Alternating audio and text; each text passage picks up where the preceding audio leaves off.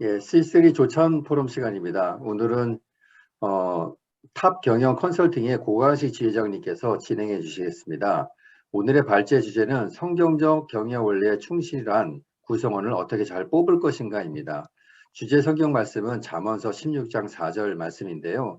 제가 말씀을 봉독하도록 하겠습니다.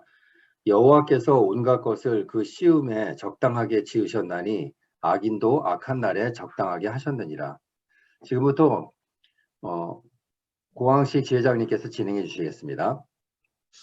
네, 오늘 우리가 그 성경적 경영 원리에 충실한 구성원을 어떻게 잘 뽑을 것인가에 대한 주제로 여러분한테 발표를 드리겠습니다. 사실 이 채용이라는 거, 직원을 뽑는다는 것은 우리 경영에 있어서 굉장히 중요한 요소입니다. 또 내용도 아주 굉장히 다양성이 있고요. 또 우리 회사 대표님, 우리 회원님들께서 다들 자기 나름대로의 어떤 사람을 뽑는 데에 대한 어떤 철학과 또 다 자기만의 노하우가 다 있을 겁니다. 그래서 이 채용에 대해서 어떻게 잘할까는 정답이 없는 것 같아요. 회사 규모나 업종이나 또 담당할 직무가 어떤 거에 따라서 그때그때 다 변하기 때문에 또 어떤 분이 상사고 어떤 분이 부하 직원이고 또 어떤 분이 그 당시에 인사 결정권자에 따라서 다른 사람이었으면 그 사람을 뽑았을 텐데 또 그 당시에 그 인사 결정권자가 다른 사람이었기 때문에 안 뽑히기도 하고, 그래서 이게 굉장히 변화무쌍하기 때문에 우리가 여기서 어떤 정답을 찾기라는 것은, 모범 답안을 찾기라는 것은 거의 불가능합니다. 그러나 이 모든 업종이나 직종이나 또 회사 규모가 틀리다 하더라도 외국 기업도 한국 기업 다 문화가 틀리지만 그 중에서도 가장 공통적이고 또 일반적으로 스탠다드 돼 있는, 표준화되어 있는 그런 거를 뽑아서 우리 회원님들뿐만 아니라 모든 그 인사 담당자들 또 지원자들 이런 분들이 다 적용될 수 있는 그런 거를 중심으로 말씀을 나눠보도록 하겠습니다. 우선 가장 오늘 제가 그 여러분하고 같이 공유하고 싶은 내용이, 우리가 인재를 뽑을 때 제일 중요한 게 너무나 그 정성적인 거, 어떤 감성이나 자기 감에 의존해서 사람을 뽑은 경우가 많이 있죠. 저도 마찬가지고요. 그래서 이런 거는 굉장히 죄송합니다. 실패할 확률이 많습니다. 그래서 우리가 가장 중요시할 게, 오늘 제가 여러분한테 전달하고 싶은 결론부터 말씀드리면, 직무 중심으로 사람을 뽑아야겠다.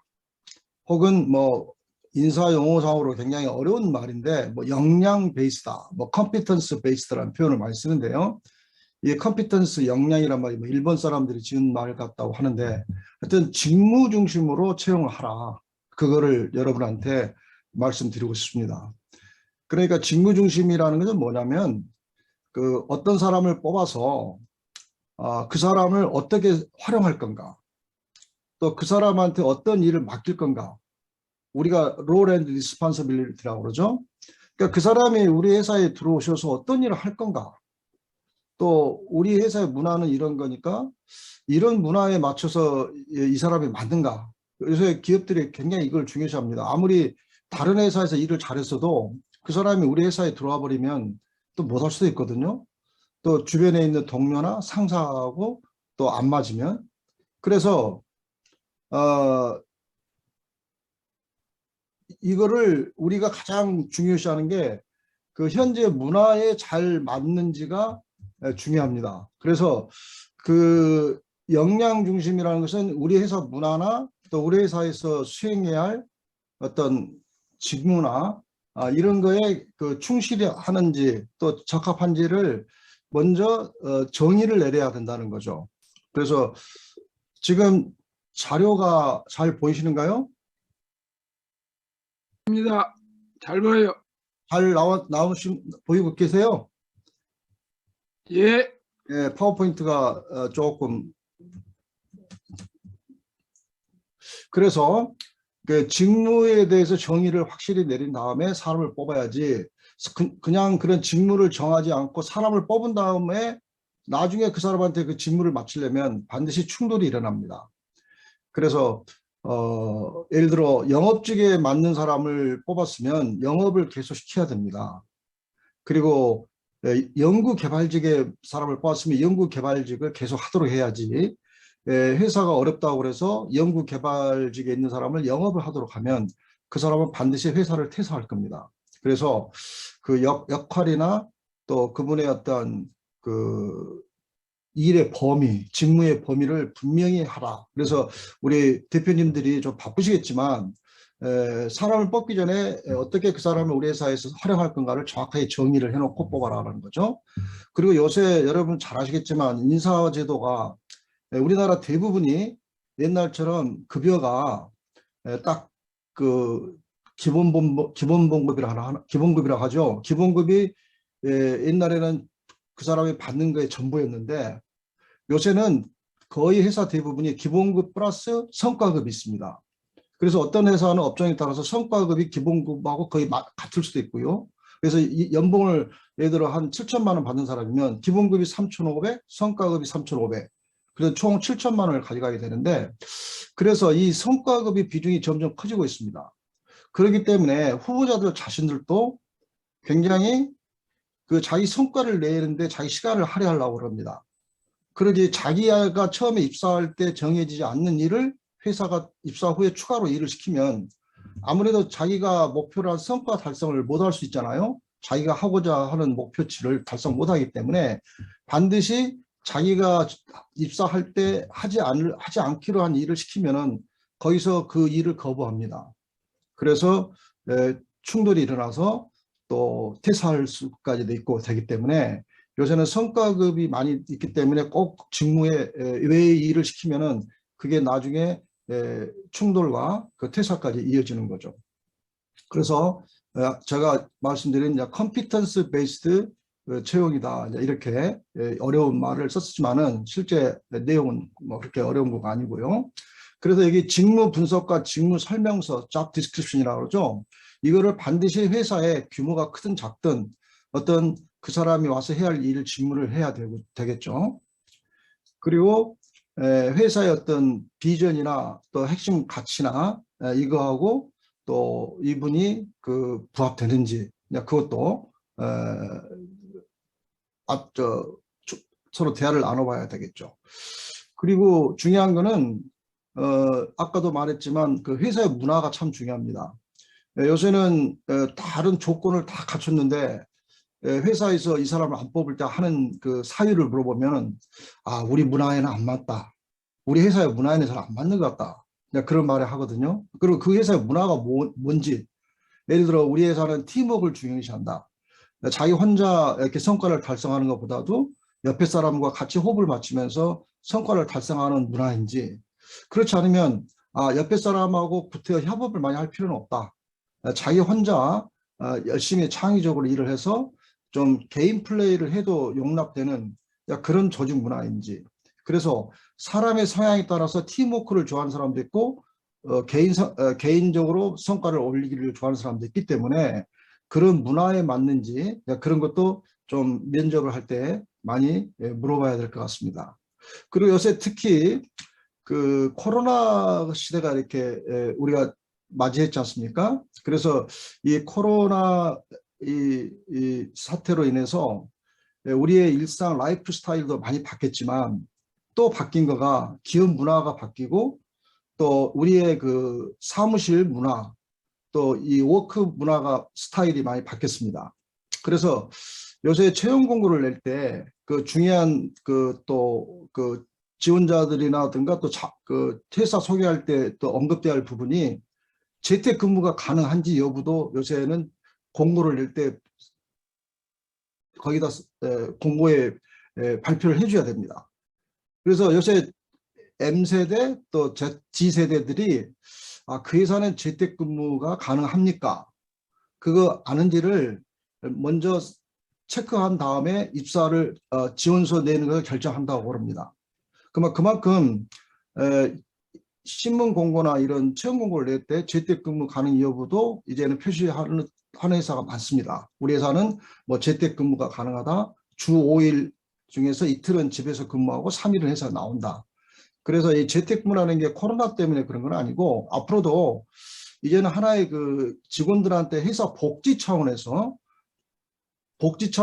그게 선택상이나 혹은 훌륭한 인재를 유인하는 하나의 유인책이 되고 있습니다. 그래서 우리 회원 대표님께서도 그런 점을 잘 좀 참고하셔서 좋은 인재를 뽑을 때 그런 거를 좀 참고해야 되겠죠.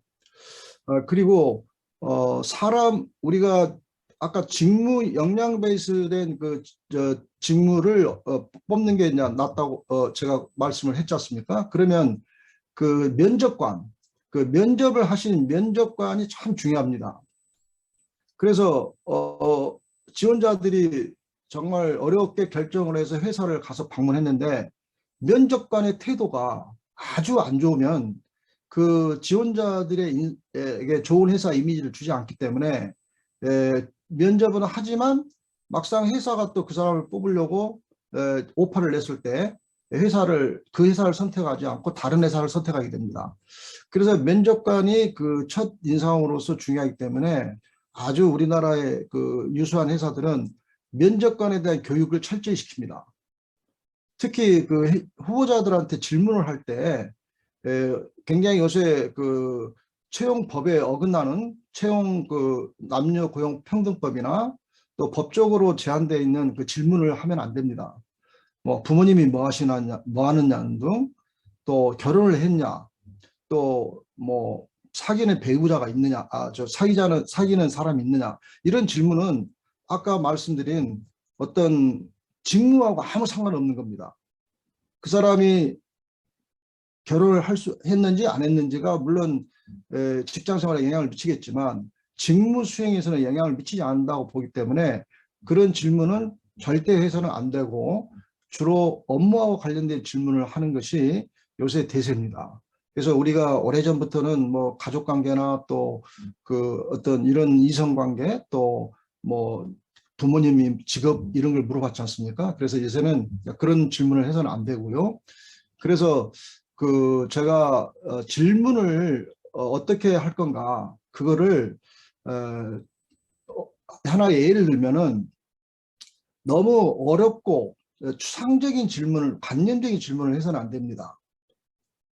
그러면 후보자가 대답을 설사 잘 한다 하더라도 그게 업무하고 연관되지 않을 수도 있기 때문에 굉장히 그 격에 맞지 않다 그런 얘기겠죠. 그리고 예를 들어 가정을 너무 많이 해서 하면은 그거 현실적으로 일어나지 않는 일을 너무 가정을 베이스로 하면은 그게 아무 도움이 안 됩니다. 예를 들어 어떤 사장님께서는 이런 질문을 가끔 하십니다. 당신은 명예를 소중히 여깁니까? 어떤 금전적인 보상을 소중히 여깁니까? 그런 질문을 하신 분이 계시거든요. 그리고 그런 분은 항상 저한테 저는 면접할 때 꼭 이 질문을 합니다. 그런 말씀 하시더라고요. 명예를 소중히 하는지 금전적인 거를 중요시 하는지. 근데 제가 그분의 그 질문 의도를 왜 이런 질문을 하시게 될까 물어보니까 짐작을 해보니까 본인이 그렇게 생각하고 있는 거예요. 본인이 나는 명예가 중요할까 돈이 중요할까 생각하다가 나는 자기는 좀 페이도 훌륭하고 페이도 좋고 돈은 어느 정도 좀 경제적인 여유가 있기 때문에 명예를 찾기 시작한 거죠. 그래서 자기 스스로가 명예가 더 소중하다라고 생각하고 있는 거를 후보자들한테 그걸 확인하는 거예요. 그래서 후보자들이 명예가 좋습니다라는 대답이 나오기를 기다리시는 것 같아요. 그래서 그런 사람을 뭐 뽑는다든가. 그래서 이런 거가 굉장히 좀 위험스러운 거고 그 후보자들한테는 도움이 안 되고 또 그 후보자의 그 적합성을 판단하는데 아무런 도움이 안 됩니다. 그래서 그런 질문보다는 업무하고 연관된 질문을 해주시기를 바라고요. 또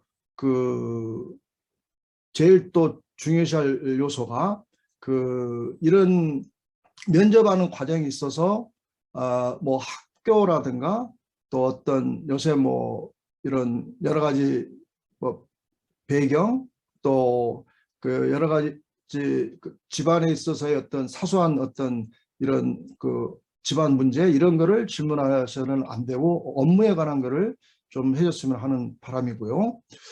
그래서 제가 보기에 지금 우리나라의 그 채용에 있어서 가장 그 좀 부족한 부분이 많이 그래도 옛날보다는 개선됐지만 그 직무 베이스된 질문을 해달라는 거죠.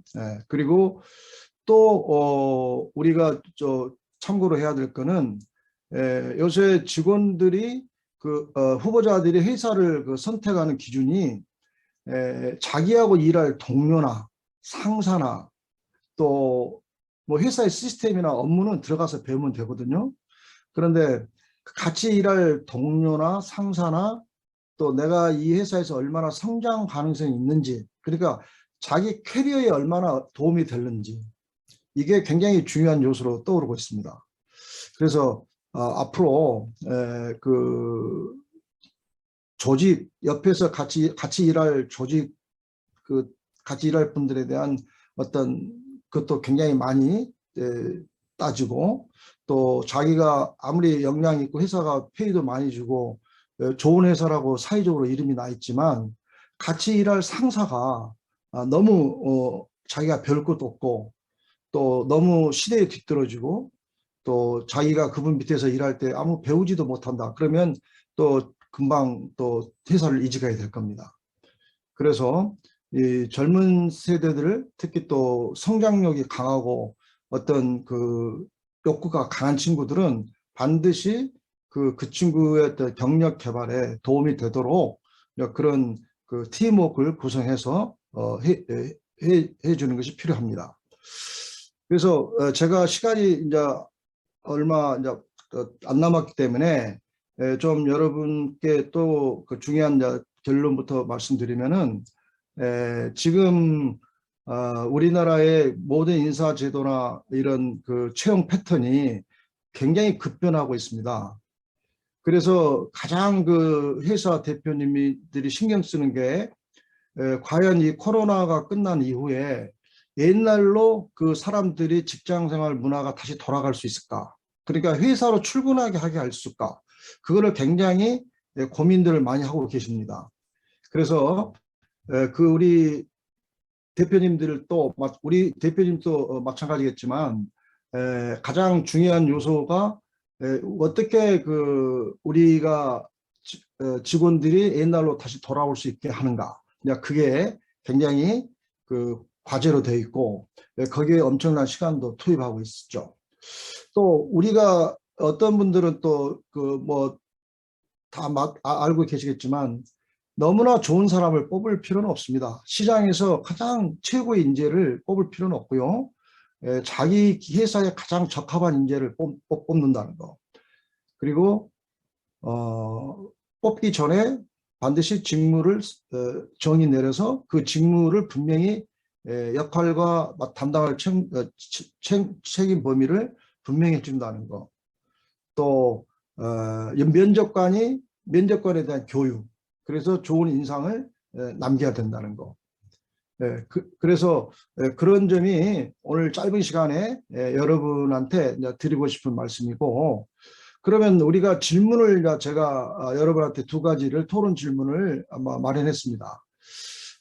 방금 말한 대로 우리가 그 여러 가지 인재를 뽑는 데 있어서 우리 성경적 경영 원리인 뭐 책임이다, 창조다, 배려다, 신뢰, 공익, 안식, 성령, 이런 성경적 경영 원리가 있는데, 이 경영 원리 중 우리 회사는 직원을 뽑을 때 어떤 것을 좀 중요시 보고 우선순위로 보고 있는가, 이런 주제하고요. 또 두 번째로는 좀 쉬운 질문을 했습니다.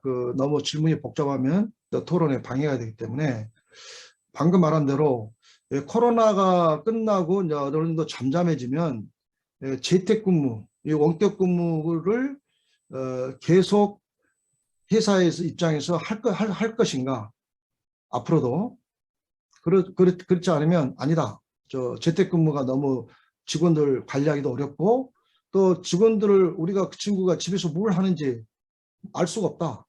그래서 나는 회사를 다 나오게 해야겠다. 이런 우리 대표님의 어떤 계획, 그거를 좀 서로 토론을 해보도록 하겠습니다. 그리고 요새 우리 특히 이제 기업 쪽에서 가장 중요시 여기는 또 그 채용 원리 중에 하나가 우리 어떻게 내가 이렇게 결론 이렇게 지내보니까 이 성경적 경영 원리가 너무나 시대를 초월해서 적용을 되고 있어요.